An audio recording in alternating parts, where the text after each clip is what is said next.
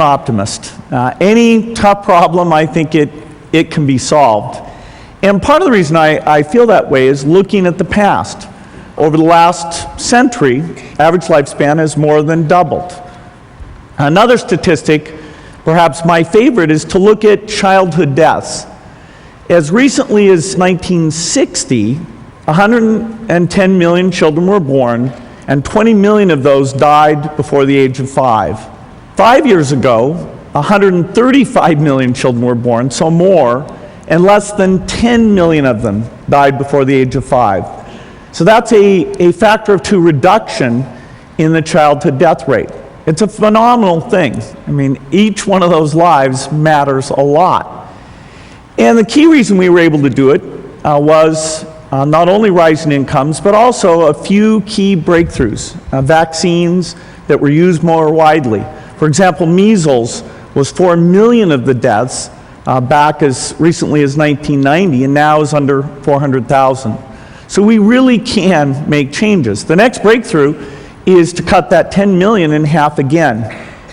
And I think that's doable in well under 20 years. Why? Well, there's only a few diseases that account for the vast majority of those deaths. Diarrhea, pneumonia, and malaria. And so that brings us to the first problem that I'll raise this morning, which is how do we stop a disease, a deadly disease, that's spread by mosquitoes? Well, what's the history of this disease? It's been a severe disease for thousands of years. In fact, if we look at the genetic code, it's the only disease we can see that people who lived in Africa actually evolved several things to avoid malarial deaths. Deaths actually peaked at a bit over 5 million in the 1930s. So it was absolutely gigantic. And the disease was all over the world. Terrible disease. It was in the United States. It was in Europe. People didn't know what caused it until the early 1900s when a British military man figured out that it was mosquitoes. So it was everywhere.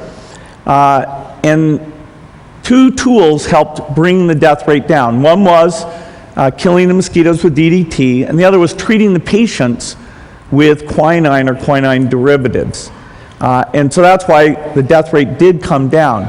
Now, ironically, what happened was it was eliminated from all the temperate zones, which is where all the rich countries are. So we can see 1900, it's everywhere. 1945, it's still most places. 1970, the US and most of Europe have gotten rid of it. 1990, you've gotten most of the northern areas. And then more recently, you can see it's just around the equator.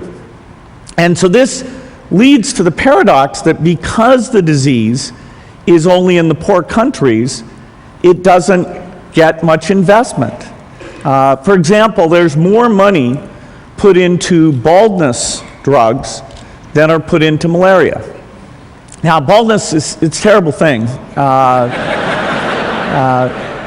And rich men are afflicted. And so that's why that priority has been set. But malaria, even the 1 million deaths a year caused by malaria greatly understate its impact. Over 200 million people at any one time are suffering from it. It means that you can't get the economies in these areas going because it holds things back so much.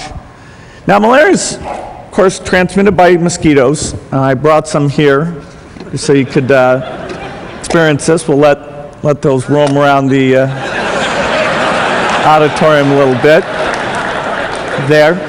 There's no reason only poor people should have the experience.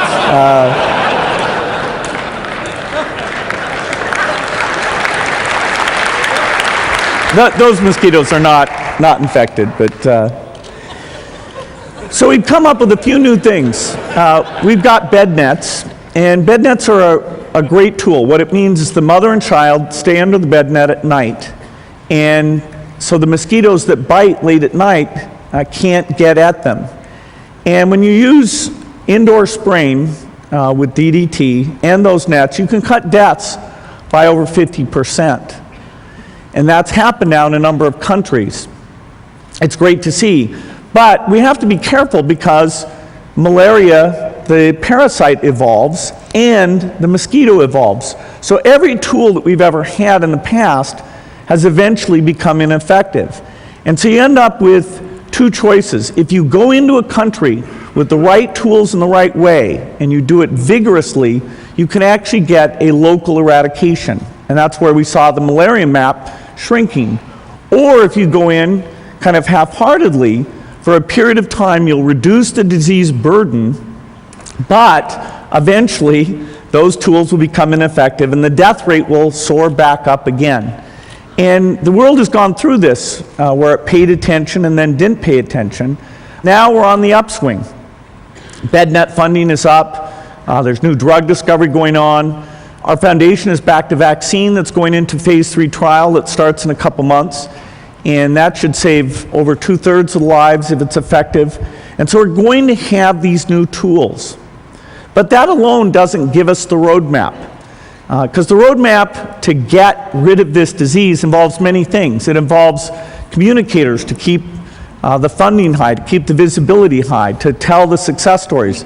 It involves social scientists, so we know how to get not just 70% of people to use the bed nets, but 90%.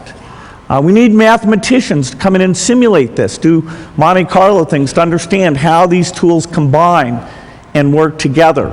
Of course, we need drug companies to give us their expertise. We need rich world governments to be very generous in providing aid for these things. And so as these elements come together, I'm quite optimistic that we will be able to eradicate malaria.